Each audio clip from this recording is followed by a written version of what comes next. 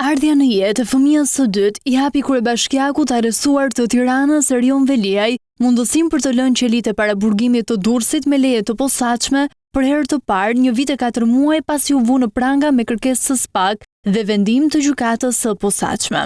Dy prokurorët që e kanë çuar përpara drejtësisë nuk ja refuzuan kërkesën për të vizituar djalin e sapo lindur dhe bashkëshorten Ajola Xoxa në maternitetin Koço Gliozheni, pranë të cilit këtë të hënë qëndronte një ambulancë e burgjeve. Kryebashkiaku i Tiranës ka përfituar një leje të posaçme 48 orëshe, por gjatë gjithë kohës do të jetë i shoqëruar dhe nën monitorimin e punonjësve të policisë së burgjeve. Sipas lejes, ai do të qëndrojë me bashkëshorten dhe foshnjën vetëm në ambientet e maternitetit, ndërsa në përfundim të afatit do të rikthehet në qeli.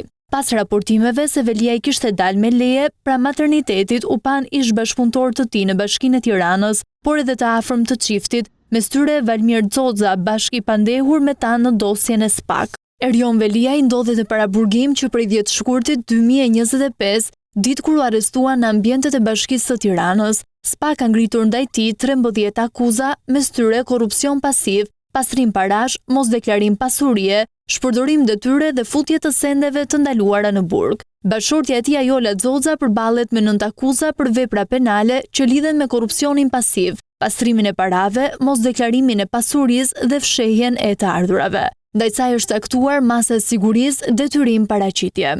Bashkëshortët Veliaj Xoxa do të gjykohen në gjykatën e posaçme me procedurë të zakonshme, ndryshe nga disa prej të bashkë të pandehurve, mes tyre biznesmeni Elman Abule dhe ish deputetja Klotilda Bushka, të cilët kanë zgjedhur gjykimin e shkurtuar për të përfituar ulje të dënimit.